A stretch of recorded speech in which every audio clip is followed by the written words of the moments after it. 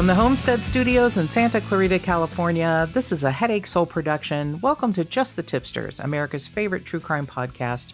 I'm your host, Melissa Morgan. With me today is my handsome and talented co-host, Joshua the Warlock Bevan. The Warlock. You're a male witch. Okay, fair. Yeah, it is fair, isn't it? Yeah. I thought so too. I told you your nicknames for a while were going to be otherworldly. Okay. Yeah. Last week you were the Hammer of the Witches. This week you're a Warlock. I am the Warlock. Yeah, the Warlock. There's only one? Well, I don't... in my world, there's only one. Yeah. Because I've taken down all the other ones. Oh, ooh, wow, okay. Yeah. The Alpha Warlock. All the challengers have come up and failed. They've been vanquished. The streets run red with their blood. Okay. Isaiah, my youngest, is getting into Dungeons and Dragons. Okay.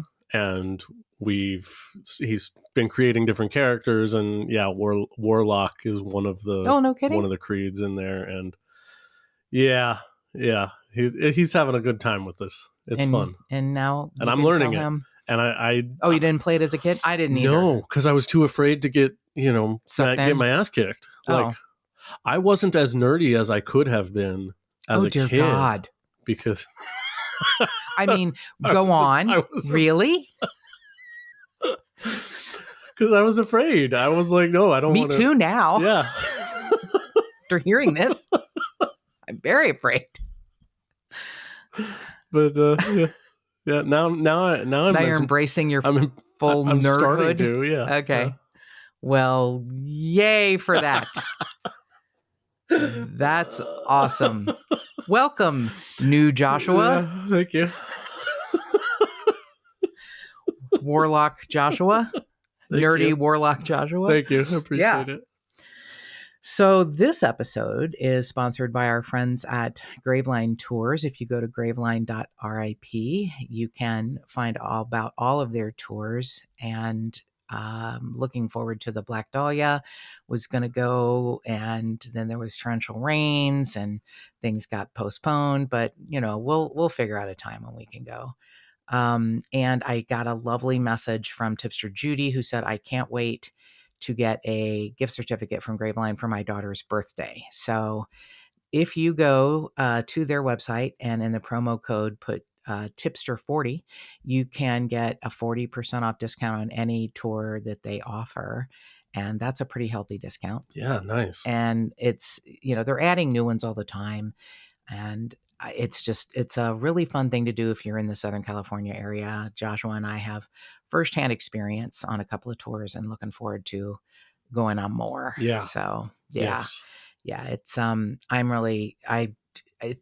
weather doesn't hamper things in Southern California that often, but sometimes when it does, we get, completely deluged. So Tipster Katie, who lives on the East Coast, here she is dealing with snow and ice, wanted to check in to make sure we were okay during the rains. The Storm Watch 2024. Yeah, she's a lovely human. More than one person, was like, are you okay? And I'm like, no, I'm building an ark right now. Yeah. I think the news makes it sound so much worse than it ever really is. I mean, it's rain. I don't know what to say. I mean, Long Beach had some flooded streets and they make it seem like everyone was running for their life. Yeah. Here's the thing. When you have a low slung sedan, don't fucking drive through a puddle. Yeah. Don't drive in it. Yeah. Which is why we get such weather here is so rare. Real weather here is so rare. People don't know how to deal with it. You know what? Thank you for saying that. Because I was like, what makes a grown ass adult do that? Yeah, they don't get it. Right. I mean, maybe most SUVs could make it. Maybe some couldn't. But when you have a BMW sedan, what are you doing? Yeah. Did you see the What's Up SCV video on the 5 North of a Bentley? Oh, there was a Bentley. No, drove right through a puddle, just sitting there stalled. Stalled in the Bentley. Yeah. Right. That's the noise. Yeah. Like throwing your hands up like, what? It's not that hard, people. Exactly. Slow down a little bit. because the take streets another, are slippery. and they take are another, extra slippery here because we because don't get the rain. oil And is, I get it. We all know that. Hopefully So, by now we know that. Set your alarm 20 minutes earlier. Yeah, or take another route and still be careful. Right. But if it looks like it's a small pond, who the fuck are you, MacGyver? Just plowing fucking through it? I don't get. This is the worst conversation we've ever had about assholes in Southern California who don't know how to fucking drive in the rain. So let's just, no one cares, at least of all us. So we're gonna move on to the murders. So, God damn it. Anyway, we sound like those two old men puppets in the Muppet. Yes. Just like, these kids. Fucking sedans in the rain. The yeah, exactly. The Bentley and the rain and the Jesus Christ. Okay. I can't laugh like the Swedish chef, so it's all on you, my friend. You are the puppet master here.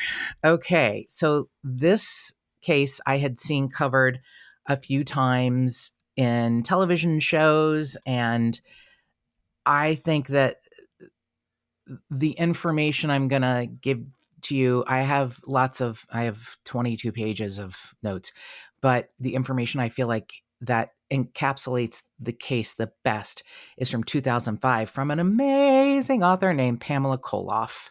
Okay. Colloff. If you get a chance to read any of her work, you may remember from a case we covered a long time ago, is one of the people, I'm not going to say single-handedly because he had more advocates, but Pam is a force of nature, and she really helped to get Joe Bryan's indictment and conviction overturned of killing his wife, Mickey, when he wasn't even in town. They were both teachers. Yeah, both teachers in Texas, and his wife was murdered when he came back. Perhaps connected, a cop hung himself in his garage not long after Mickey's murder. And there were probably things that connected the cop to Mickey's murder, and they were probably covered up by other crooked cops. Jeez. So Joe Bryan did many, many decades in prison. He is an old man now, but Pam helped get him out. He and his wife were both teachers. And I mean, it's a good episode if you want to hear it. And Pam is, again, not single-handedly responsible, but she really had a big hand in getting Joe's conviction overturned. And she pushed and pushed and pushed. Also, she is a beautiful writer. So, Texas Monthly puts out lovely articles about everything, but their true crime in and around Texas is top notch. My beloved Skip Hollandsworth was the editor for many years, and he is a great writer. And I would imagine he has great respect for Pam also. She, writes about all kinds of things, mostly social injustices, but her true crime reporting is beautiful. In this article, even though it came out in 2005 and things changed dramatically 12 years later in a really good way, how she writes, you're going to get the history of this case because it's awful and disgusting, and the hypocrisy is overwhelming, and so many people had to have a hand in this for this motherfucker to have lived his life free while a beautiful young, and I'm going to say an innocent, and she was an innocent like a baby just born, and she was a 25-year-old woman. Okay. But she was pretty exceptional. So I love that Pamela Koloff starts this amazing article that she wrote in April of 2005 for Texas Monthly called Unholy Act. And she has a Bible verse that says, "It is the glory of God to conceal a thing, but the honor of kings is to search out the matter." Nice. Proverbs chapter 25, verse 2. I like that. Yeah, she's she's something else. I'm such a fan. I found her on social media and talked to her about some cases, and she tried to help me find local journalists in Cincinnati about a case. I mean, she is a gem of a human. Cool. She's a gem of a human. So her article starts off with a letter, the last letter that Irene Garza wrote to her friend. And Irene, was a teacher and a devout Catholic, lives with her parents. Just, I mean, when I say innocent, you're going to hear in her own words, but she'd written a 5-page letter to her friend at the age of 25 and said, "It was such a surprise to hear from you. I am so happy to hear from you. I've made quite a few friends this year, and I'm much happier than I've ever been." And she talked about her love life, which is her going out on dates with 2 different men and, like talking about, should I let him kiss me goodnight? I mean, let's talk Oh, innocent, right? wow. Yeah. Okay. She is like, so she said, I went on a double date. I won't mention his name here. Like it's private, Right.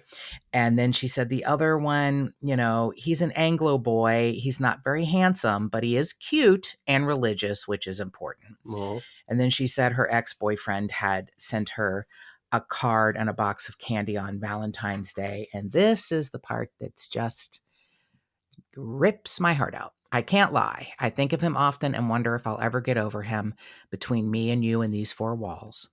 She said, I pray constantly that if it's God's will, I will get over him eventually. And she did not live much longer. oh, no. Yeah.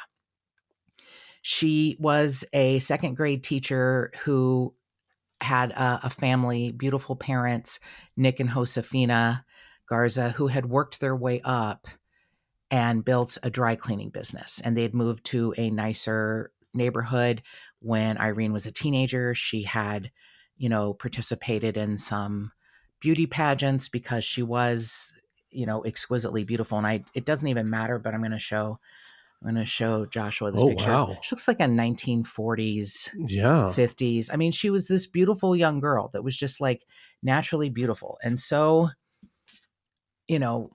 raised, God, it's sometimes religion. You'll see my anger because religion plays a big part in this in covering everything up. Oh, no. Okay. And in a big way. It gets much bigger. It's a much bigger thing than even the murder of Irene Garza, but this is the important one that we're talking about now. She teaches in this like very impoverished area, kids that would sometimes come to school with no shoes. She took her Oh, first wow. paycheck and bought clothes, shoes, and books for some of the kids. Oh, boy. Yeah, this Wow. is the kind of girl we're talking about. Yeah. She said that she had recently been elected secretary of the PTA. This is still in her letter to her friend. This may not sound like much to you, but it's a great deal to me. It means I'm overcoming my terrible shyness and becoming much more sure of myself. She said her job gave her a source of great pride. These children I am teaching have been such a joy to me. She said that she has really clung to her faith to try and get over her shyness and her anxiety. And she said, do you remember the last time we talked and I told you I was afraid of death? Well, I think I'm cured. I've been going to communion and mass daily, and you can't imagine the courage and faith and happiness it has given me. And Oh, then to boy. know she is completely and utterly betrayed by her faith. So Oh, she wrote no. this letter at the beginning of April 1960 to her friend. And then the following Saturday, April 16th, she borrowed her family car to go to church. She told her mother she wouldn't be gone long. She left her house at 6:30 in the evening, and it was a 12-block drive to Sacred Heart Church. She wanted to go to confession. She was very beautiful, so she didn't go unnoticed. There's always a lot of people who, recognize her or see her. There were witnesses that said, I saw her make the sign of the cross when she entered the sanctuary. Another parishioner said, I saw her kneeling by herself in a pew in the 5th row. Another member said, I asked if I might get ahead of her in line for confession. The line was long and I was running late, and she let me in front of her. Oh. Another witness said, I saw her draping a white lace veil over her head. That comes into play. So several people saw her, and no one saw her leave the church. And then the next morning, Easter Sunday, her car is parked down the street from Sacred Heart. She never came home. But before that, at 3 a.m., her parents called the police. They're like, look, our daughter left 9 hours ago. We thought she might have stayed late after confession for midnight mass, for the Easter mass, but it's 3 a.m. and she's not home. So, and the next day, a passerby happened upon a high-heeled shoe. Oh, no. On the side of the road. It was a small beige Fiancé's brand pump, and it fit a woman's left foot. It was slightly scuffed, and the heel was missing. You could tell the heel had been scraped off. And Irene's family said, yes, that's what she wore to confession. Okay. There's a trail of evidence scattered up the road 300 yards from where the shoe was found. There was a black patent leather purse lying in the middle of a field. Looks like it had been flung out of a passing car window. This person, Alfredo Barrera, who, by the way, was a teacher who worked with Irene, was so smart. In 1960, he picked up the purse with a stick so that if there were fingerprints on it, and they dusted and no fingerprints could be found. However, Irene's driver's license was inside. And then further up this same road, in a field, in a tree, they found a piece of white lace. Oh, geez. Okay. That matched the veil she put on her head. And this, I don't want you to think that this wasn't completely investigated at the beginning. And I don't believe there was any bungling of a case in 1960 because they pulled out all stops. What I think happened was terrible things that happened decades later. It just was a terrible convergence of a DA who was like, there's not enough evidence. People who covered up for this person. I think they did everything at the beginning of this that you would need to do to solve a case. And they just couldn't get leverage or I don't know. You'll hear it, but I promise you there is a somewhat just ending. I promise you, if you hang with me, there is somewhat just. They had 70 members of the local county sheriff's posse on horseback. They fanned out through fields and mesquite thickets and orange groves, and they rode around for days. Divers dragged irrigation canals that fed off the Rio Grande. Border Patrol planes circled overhead. 65 National Guardsmen were called out to assist with what at the time was one of the most extensive investigations in the entire history of this area. Wow. They followed up on hundreds of leads. A tourist who was at a grill in a nearby town told a waitress, I killed that girl and you're next. He later admitted he had had half a bottle of tequila when he crossed the border, and he was just joking. Okay. A woman called the police, identified herself as Irene, said she needed help. She'd been kidnapped and she was held in a motel room in a neighboring town. Dozens of police officers raced there to find out it's just a hoax. God. Okay. So 5 days later, on Thursday following Easter, the McAllen, which is the town they lived in, police department got a call at 7:40 a.m. with a report that a woman's body is floating in the 2nd Street Canal. There was already a crowd gathered, and they watched as police detectives and sheriff's deputies used a tarp to raise Irene's body from the water. She was fully dressed, except for her shoes, which were found on the road, and her petticoat had ballooned over her head. The right side of her face was badly bruised. She had 2 black eyes. The autopsy would determine that she had been beaten with an hard object and suffocated. Oh, God. This is sort of interesting, and it comes up later, and we'll explain. The state of decomposition suggested that she'd been dead for fewer than 4 days. So they were like, was she held captive somewhere for a day before she was killed? Oh, okay. According to her death certificate, she had been raped while she was in a coma. And it took her brother-in-law to identify her. Her parents couldn't do that. And he was so horrified after he identified her, he ran out of the room. Man. Uh-huh. So when I say they investigated everyone, I think they crawled up that entire town of McAllen, up their buttholes with a microscope. Okay. There was a man named Leo DeLeon, probably Leo De Leon. Okay. He was a McAllen citizen who died of a heart attack a couple days after Irene disappeared. And they were like, oh, he's the one that killed her. I mean, anyone who probably looked sideways, they, investigated like a transient, I mean, it was, I'm telling you, I believe at the beginning of this investigation, they did a great job. Okay. It's what comes later, which you'll hear. All right. Uh-oh. So with all of these tips and investigating, it is odd that there's all these whispers around town that the person that killed Irene is a priest. A very Catholic town. And they're saying, you know what, please God forgive us, but we think that she was killed by a priest. So this case had basically nothing. No fingerprints, no physical evidence. Anything that could have been there was washed away in the canal. However, they found one shoe print, one muddy shoe print on the banks of the 2nd Street Canal. And it was still 4 blocks away from where she was found, so she'd floated somewhat down there. Inside the shoe print was one strand of Irene's hair.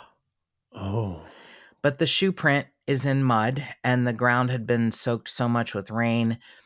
The only distinction they could give it is that it was a male's shoe, and the sole could be anywhere from size 8 to 11. Okay.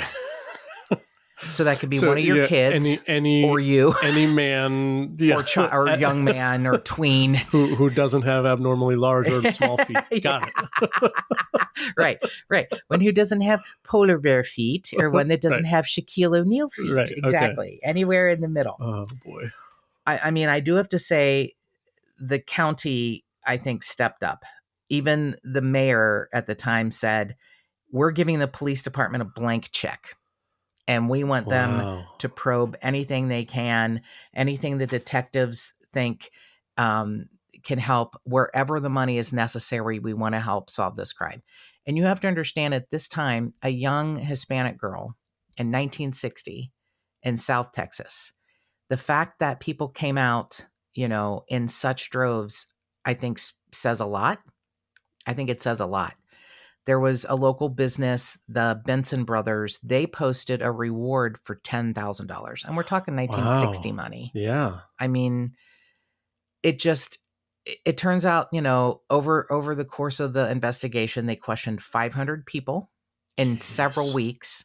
They took statements from everyone, from Irene's friends, family, ex-boyfriends, ex-coworkers, present coworkers, any sex offenders across the entire valley, suspects all the way to El Paso, hundreds of miles west. I mean, it was a polygrapher from the Department of Public Safety in Austin administered lie detectors to 61 people. Wow. That seems like a lot. Oh my gosh. Mm-hmm. That seems like a lot. So the Texas Rangers even went so far to map out that evening's confession lines and find out who was in front of her, who was behind her, who saw her, it just, wow. Yeah, I'm telling you, I think they did a great job at the beginning, which is so heartbreaking because they knew who it was, highly suspected, and it was him all along. And it's just, yeah. So, and they had it. There was only one person of interest the entire time. Oh, God. Okay. Father John Feit, F-E-I-T. And they didn't want to press in that direction. They did. Okay. But they didn't have enough. Yeah. Got it. So Father John Feit was a 27-year-old priest who'd come after finishing his seminary training in San Antonio, had come to Sacred Heart. They didn't know a lot about him, because he was new. he had dark hair and horn-rimmed glasses, and his name just kept coming up in every corner of the investigation. So they finally are like, we need to talk to this guy. Parishioners said he's intelligent and well-mannered. He delivers his sermons in Spanish with ease, but he's kind of aloof and a little bit of a loner. I think the Father Joseph O'Brien, who was, the big gun at Sacred Heart, was very good-humored and warm and, enjoyed his vocation. And when people would ask why Father Fight joined the priesthood, he said, I just wanted to give it a try. Oh my gosh. Yeah. Okay. So they finally, a month after she's gone, sit down with him and talk to him and say, hey, she had, come to you for confession and then she's never seen again. Okay.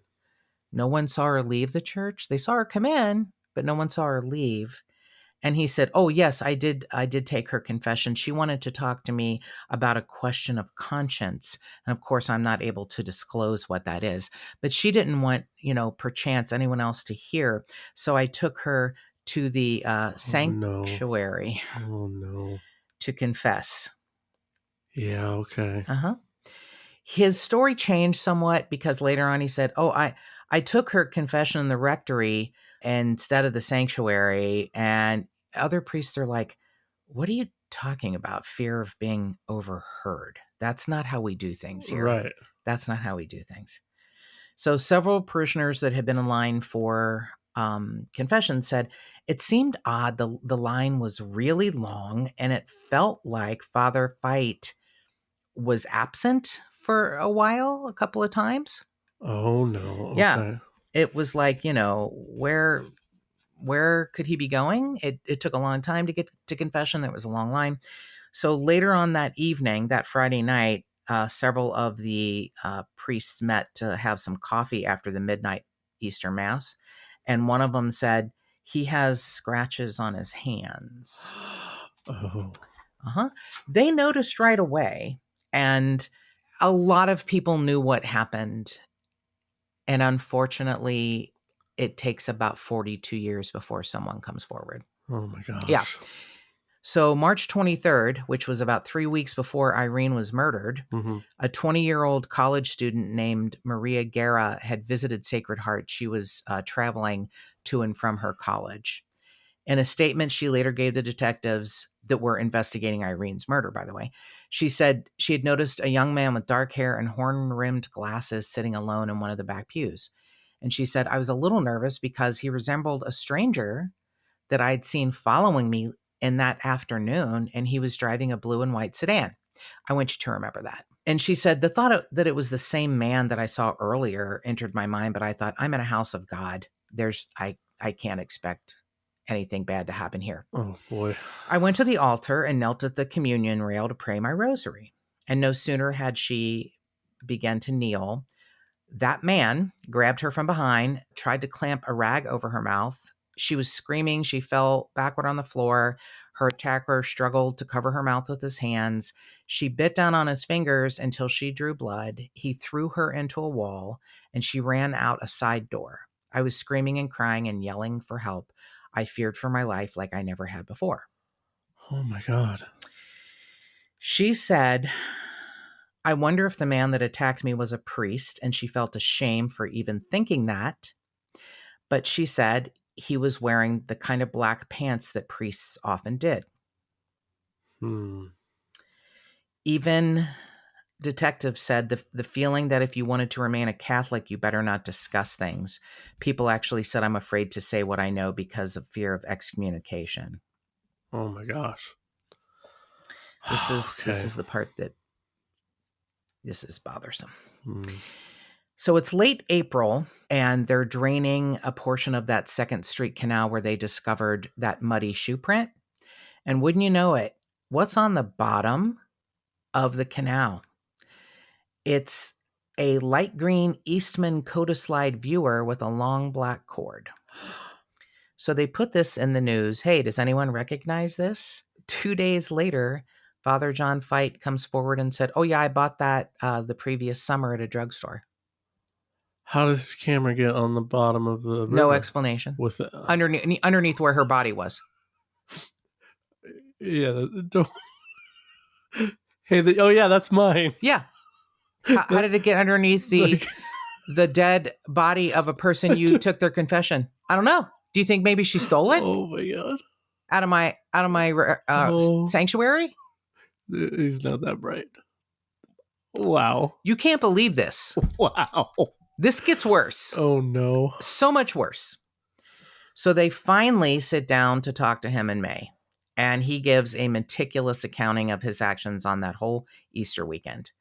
He said that he had broken his glasses. That's why he was gone from the confession booth for a while. He said he went to the sanctuary and that he returned twice to get another pair. He also had stepped out to smoke some cigarettes. When they ask about the scratches on his hands, he said, "Oh, you know what? The doors were locked because it was late and I didn't have a key. So I had to make my entrance through a second floor balcony that was, I propped open a wooden barricade against the side of the house and I climbed in that way. And when I was entering the house, I scraped the back of my right hand and the index finger and middle finger of my left hand because I'm trying to climb a brick wall. Because I broke my glasses and the door was locked and I didn't have a key." So when Father Fight finds out that the same woman he had, taken confession from had been found, she had disappeared and then been found. Well, actually, she hadn't been found yet. It was, Sunday, Easter, and a priest said, "Hey, can you please talk to the parents of Irene Garza, Nick and Josefina? They're frantic about their missing daughter." Talk to her as in comfort them? Like, hey. They heard he was the last person to speak to her. Wink, wink, nudge, nudge. "Is there anything you can tell me?" Oh my gosh. They wanted to know if I had perhaps said anything which might have upset or disturbed her. I replied in the negative. My talk with the girl's parents had disturbed me. Perhaps I'd said something unintentionally that may have upset her. At any rate, it seemed that no one had seen or heard from her since she left the rectory that Saturday night, since she had talked to me. So I was worried and I drove around aimlessly for a while, throwing her body into a canal. I mean, did I say that part out loud? Wow. Yeah. So they then talked to him about Maria Guerrera. And, he signed a sworn statement that he had definitely been at the Sacred Heart Church that afternoon on March 23rd, that he had entered the rectory. He wanted to talk to a priest. He said he entered the sanctuary and knelt in a back pew, just like Maria Guerrera saw. And then he got up and went back into his 1956 Ford blue and white sedan, Jesus. the one that Maria thought had been following her. Mm-hmm. He's like, "I don't know what happened. I don't know what I did. I left." "Oh, you had a cut on one finger that day before Irene?" Oh yeah, I got it caught in a mimeograph machine." Oh my God. Mm-hmm. Several priests said to detectives there was no cut on his hand before that, and he returned at midnight to ring the bell, and then there was a cut on his hand. Yeah. Also, Father Fight had been wearing the same clothing that Maria Guerra said the assailant had on. A witness who saw her leaving the church screaming for her life, and she and a witness easily picked out Father Fight from a lineup. Oh my God. Okay. Investigators are like, "We don't have enough physical evidence. We need to get him." They bring in the country's foremost polygrapher, Chicago-based John E. Reed, And he has actually written the book on lie detector tests. Mm-hmm. And they question Father Fight for 2 days in a hotel room in Holiday Inn. He was evasive at times, and he seemed to enjoy baiting his interrogators. When asked a question the polygraph examiner would pose to him, the priest would say, "I have a question for you. Why Boy. don't you ask me? Do you believe it's possible that you may have said something or acted in some way to cause Irene's death?" When asked that question, he said, "Yes." And then he said, "I think I spoke too harshly to her or treated her in the rectory, uh, not, unpolitely the Mm. evening she disappeared." And then doesn't give any other explanation. Wow. So the polygrapher said the subject is very deliberate and explicit in his words, stating there will never be any evidence that turn up to further this case. And without a confession on his part, there's never going to be enough evidence on either case to convict him that a good defense attorney couldn't tear holes in. The tests showed that it definitely implicated him in both of the crimes. And the examiner said he's not telling the truth about anything, especially Irene Garza or Maria Guerra. So in August, he's finally indicted for the assault with intent to rape Maria.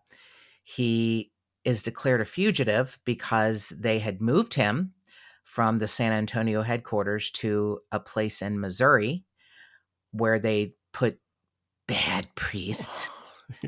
Yeah. He's getting sent to Missouri. That's his punishment. Yeah. Oh man. Yes. And do you know what they said? That's Priests said if he did this or didn't, the punishment he will receive in this, rehab is so much more awful than anything you could mete out by the justice system. You do 4 Hail Marys instead of 3. Yeah, I don't right. even know. Like you go and you continue to be a priest at another spot in Yes. in another state. Yes. Which That's the punishment for attempted rape and murder. Assault. And he works his way up so he can do that for other priests. Oh boy. So he is brought in to be interrogated the following year. He surrendered, said that he had suffered a nervous breakdown because of all of the interrogations about the 2 cases. No. He's sorry, you poor guy. Yeah, they were asking you questions. He stood trial the following year, and the jury deadlocked 9-3 in favor of conviction. So they, the proceedings end in a mistrial. So instead of facing a second trial in 1962, Father John Fight pled no contest to reduce charges of aggravated assault and was fined $500. Oh my God. No murder charges are ever filed against him. And months go by. Other detectives, have the case. Newspapers push the story further down, Oh God. Nick and Josefina Garza pass away in the 90s. They never, see any justice for their daughter. Father Fight, who was the only suspect from the beginning, is sent to a monastery. And Father O'Brien, who was, his, boss, I guess, told the family, if we ever find out it was him, we will punish him. I promise you, we will punish him. Yeah. Yeah, no. Josefina's sister said, the church told us the punishment from them was greater than any sentence handed down by courts, and we believed him. Who were we to question a priest? Jeez. 42 years after the murder of Irene Garza, the phone rings in the homicide division of the San Antonio Police Department in April of 2002. Okay. Exactly 42 years after her murder. There is a man who is living in Oklahoma City who identifies himself as a former priest. And he said, I need to talk about a murder that took place in the early 60s. The priest said, I left the priesthood a long time ago, but he said in 1963, he resided Trappist monk in a Trappist monastery in Ava, Missouri. And he said, I counseled a priest who came from San Antonio. He told me he had attacked a young woman in a parish on Easter weekend and murdered her. And the detective is, listening, and he's like writing stuff down, and he's like, look, priests don't snitch on other priests. Yeah. This is at the time when, newspapers around the world, the Globe, is talking about front page headlines about all the sexual abuse scandal and, Sure. engulfing the Catholic Church. And he's like, I don't know. I think this is an overactive imagination. Right. Yeah. So he's like, I'll write it down. He said, but even a priest that's left the priesthood, I don't think you're going to call the cops to snitch on one of your own. Sure. Because it's such a horrible, closed society. Right. So he takes down, the number and all the information. He goes, you know what? I'll get back with you when I've got something. 10 miles away in San Antonio, a Texas Ranger has a framed photo of Irene on his desk. He said the picture haunts him. She's young and beautiful with a half smile gracing her face. And sometimes it appears that she's looking at him like, can you help me? And he's poring over, old witness testimony and interrogations. And he's, up late at night. And he's one of the 8 detectives in the Texas Rangers new cold case unit. And at the request of the McAllen law enforcement agency that had her case, they asked them to reinvestigate Irene's case. So he's, going through all of this information, and he had, not a lot to work with. There's, they're trying to test DNA on Irene's clothes, and it comes up with nothing new. So many people knew about the murder, but they wonder if, 42 years later, these, people's recollections, Sure. Yeah. Right. So he's got a 2-page letter from Detective Sadler, who received this from this priest in Oklahoma City. And this is the part that it's like, this now is starting to make sense. This priest that was, no longer a priest, says, the priest I counseled took her to the parish house to hear her confession.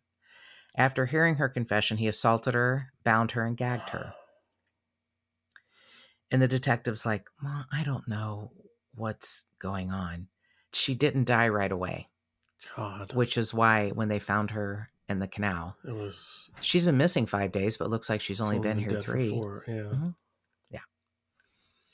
So this detective is like, I don't know what this guy's talking about. So he goes through hundreds of newspaper articles, and he can't find anything about a young woman who was attacked in a church because they didn't know she was attacked in a church. Got it. Couldn't find anything about somebody being dumped on Easter because they didn't find her till 4 days after Easter. Huh, okay. It was just like, he couldn't find that connection. Yes, yeah, exactly. So a few weeks before Thanksgiving, Texas Ranger Rocky Millican stopped by Detective Sadler's office, and he's like, hey, I want to pick up some evidence on a case I'm working about. So they're talking about cases, just shop talk. And he said, this, the Texas Rangers cold case unit has been really busy. And Texas Ranger Milliken said, there are some amazing old cases we're working on. They've got me out looking around at this case that goes all the way back to 1960. A woman was murdered on Easter weekend, and the main suspect was a priest. Oh, geez. And Detective Sadler's like, wait a minute. Hang on. Wait a minute. Yeah. They make an appointment to meet at a parking lot, and they have lived 2 miles from each other for years and didn't know each other. Oh, wow. And they sit for hours comparing notes, and they're like, this is the same case. Wow. This is the same case. So, old cold cases often stay cold, but sometimes, even though there's a convergence of people who covered this up and, just things didn't go the way they should have in 1960. Things are going better as time goes on.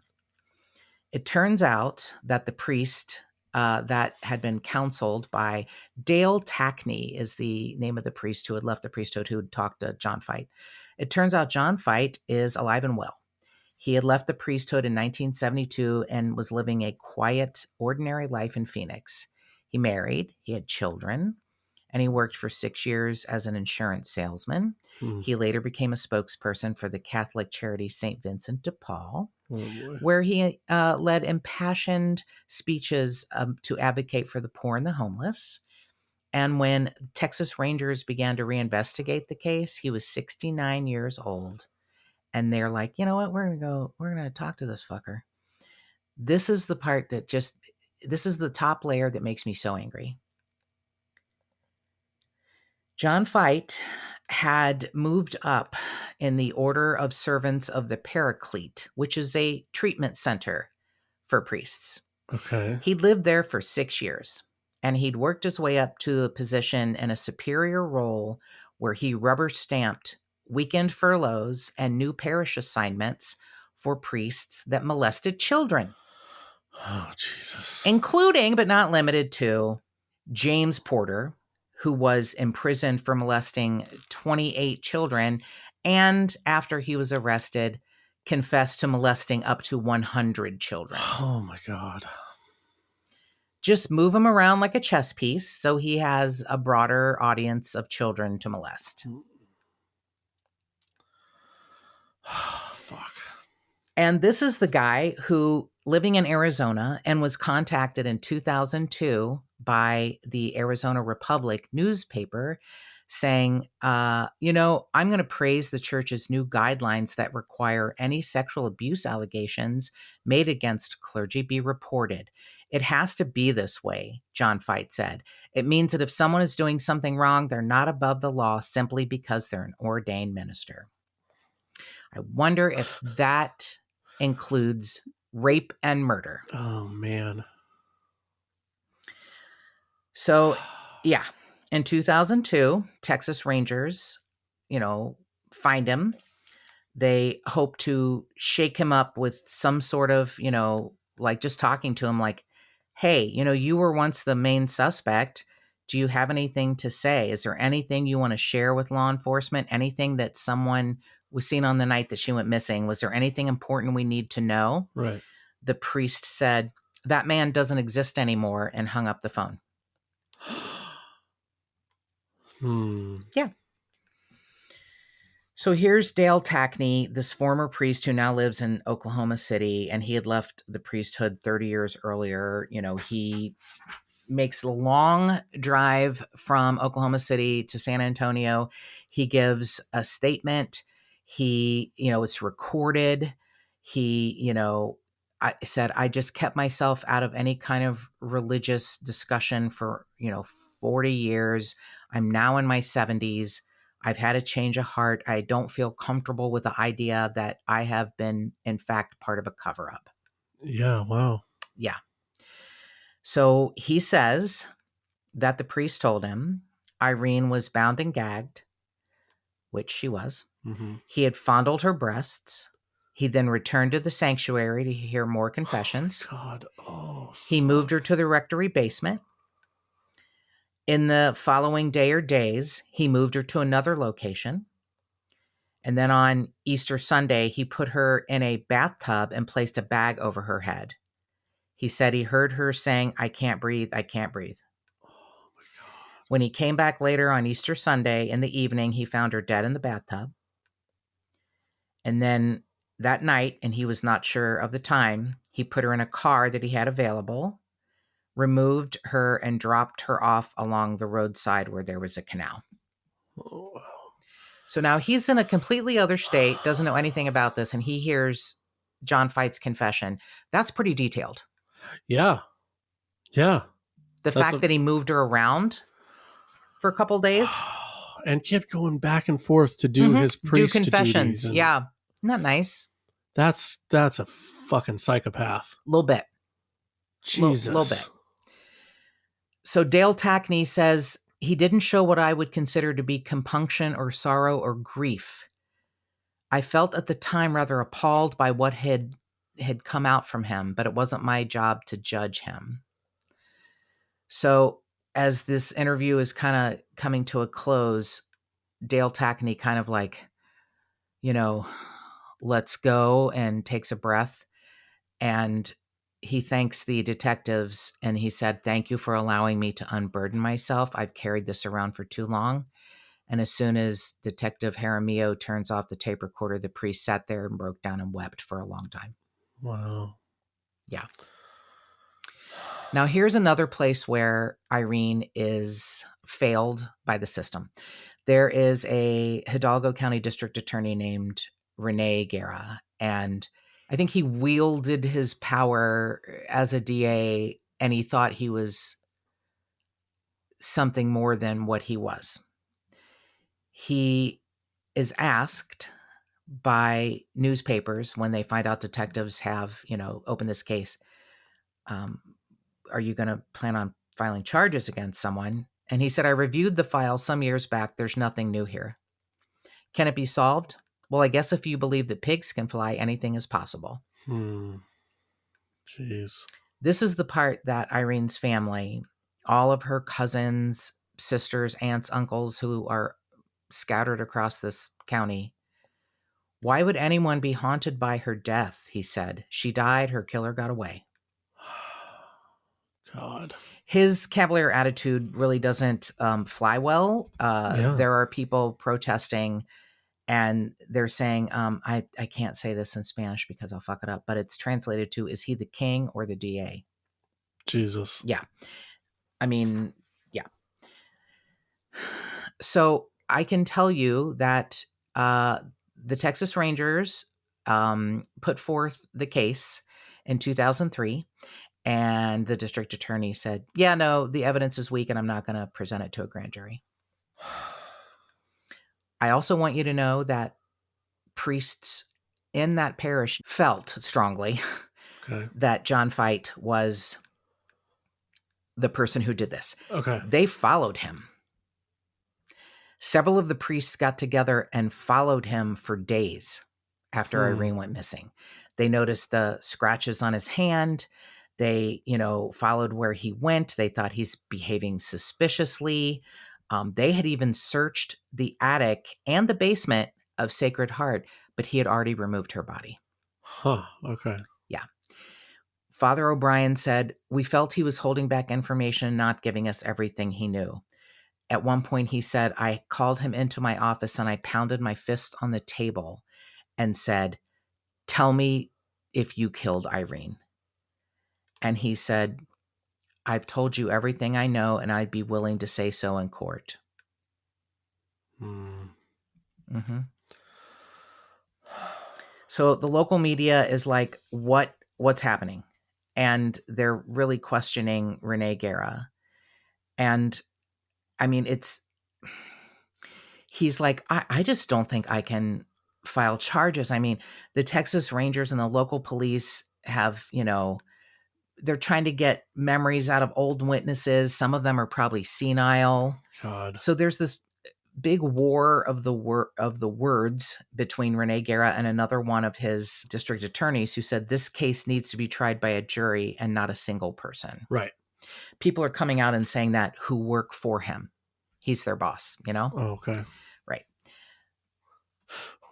Well, I can't imagine that a part of the district attorney's office would want to go against their own boss. I mean, that's crazy. That's just insane. Hi, Los Angeles. We're looking at you. Yeah. Yeah. There was even a source that came out in the Brownsville Herald that said, "I wonder if he thinks if he put this case in front of a grand jury, he would be excommunicated." Yeah, wow. So after months of negative publicity, in March of 2004, he asks two of his prosecutors to present the evidence to a grand jury. And the grand jury, said, "We're going to, recommend there's insufficient evidence in the case." Oh, the grand jury says no. Uh-huh. Don't prosecute. There's not enough. We're not done yet, but yes. Okay. And even some of Irene's family members said the jurors knew where the DA stood, and they were, influenced by that is our opinion. They're okay. Right. They're just agreeing with him because because they know how he feels. So Dale Tackney is like talking to the Rangers didn't fulfill the moral obligations I felt I had. The feeling I got was that they wanted this case to go away. Mm-hmm. And Dale Tackney said, once I am gone and once Father O'Brien are gone, that's the end of it. Right. It's not, Dale Tackney, but I get why you feel that way. So John Fite, living in central Phoenix near the foothills of the Camelback Mountain, got a visit from journalist Pamela Koloff. Oh, she's going to come interview him. Okay. Mm-hmm.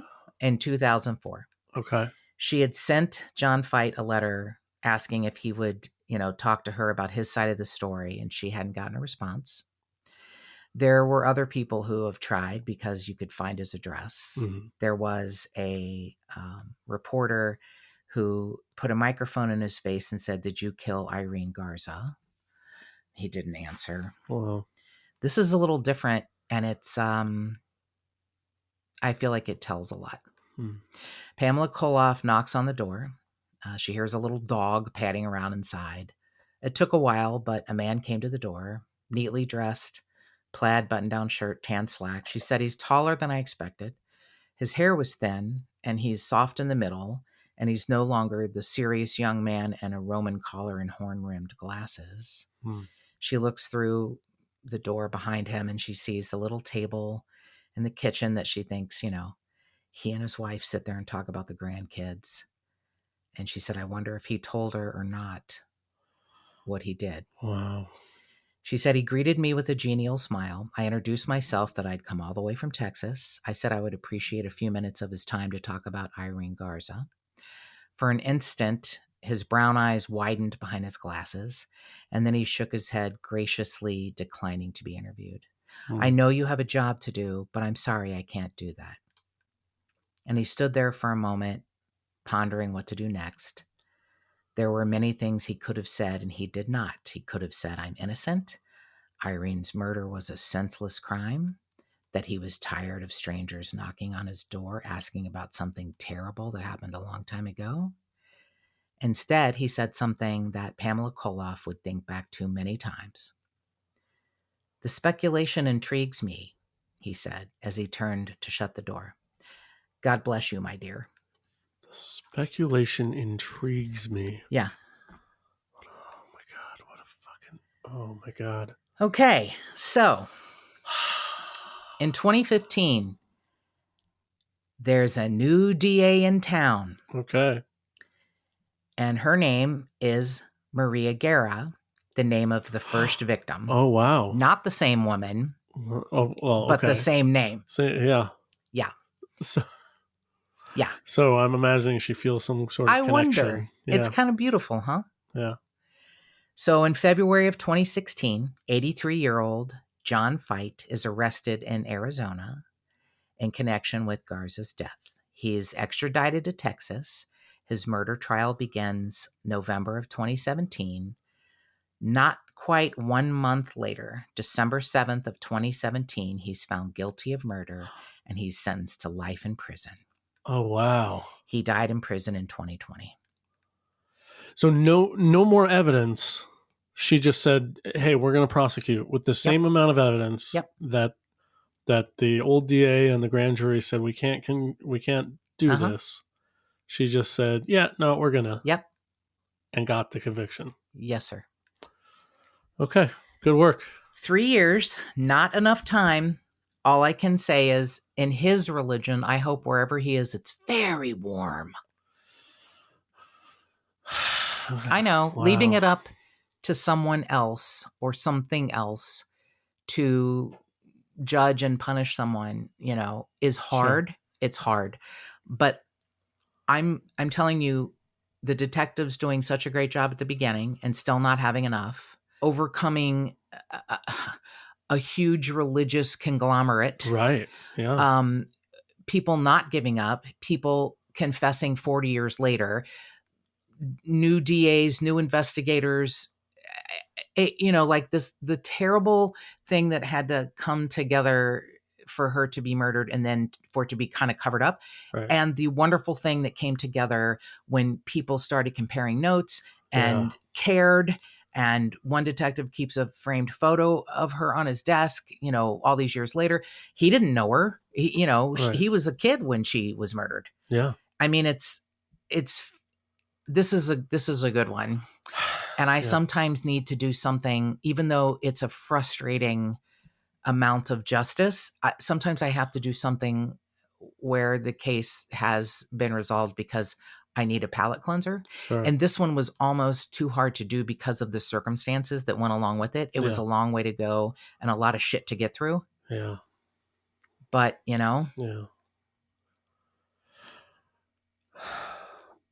But okay. And I hear you that's he only it was only at the end of his life and only a few years. Right.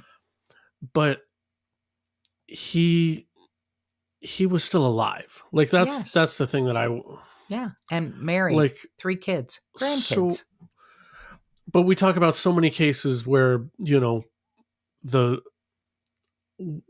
where everybody's long dead and we still want the justice to happen.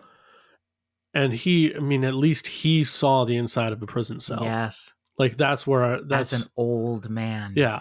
And his whole family saw what he did. Well, they don't have to believe it. They can say he was, believe it or not. I mean, that's right. He was convicted of doing this thing,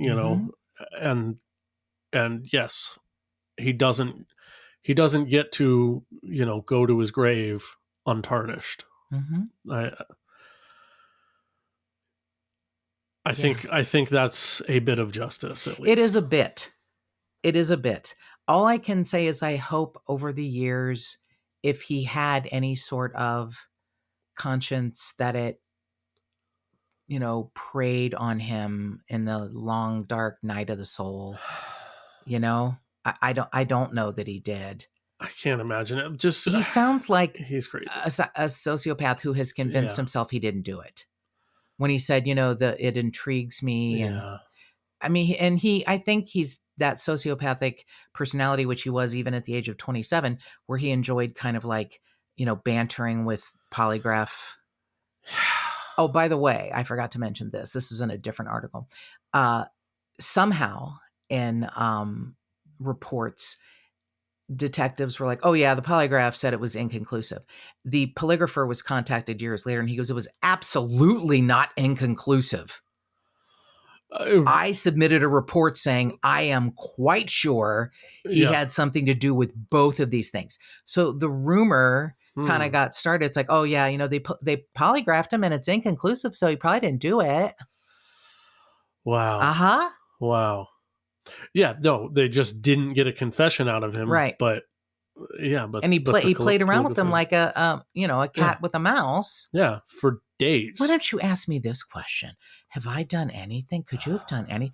Who says a 27-year-old to detect the murder police? Why don't you ask me this question? Yeah. What? No, he's toying for sure. Yes. Yeah. I'm going to say this, and I don't care how shitty it makes me sound. I hope someone really toyed with him in prison. Oh, for sure. I really do hope that happened. Yeah. You know what? They weren't children, but, apparently even rapists are not thought of highly there. Well, but child rapists, I guess they try and shiv you in the shower. But, there's even some sort of a, code. Sure. Yeah. And I'm sure I'm going to imagine that there was somebody else in that prison that had been wronged by a priest. Oh, wow. That's a great point. In his life. Because it certainly, there aren't a few. Yeah. That's great. And maybe, thank you for saying that. Yeah. I'm feeling much better now. Yeah. I feel better. Yeah. Yeah. I'm smiling too much. Sorry. No. Okay. So that is the story of Irene Garza. And I am, humbled and horrified and yet grateful to the people that came forward and the people that would not stop. And it's a shame that her parents left this earth before they knew what happened to their daughter. But I think they probably knew the whole time what really happened to their daughter. And I hope that her, remaining family members feel some sort of justice. I know it's never enough, but yeah. So if you have a tip on a missing person or unsolved homicide, or you just want to suggest a case, give us a call at 832-TIPSTER. That's 832-847-7837. You can email us at jttipsters@gmail.com, and you can find us on any of the social media platforms. Just the Tipsters Facebook page, at JT Tipsters on Instagram, JT Tipsters Pod on Twitter, and more cowbell.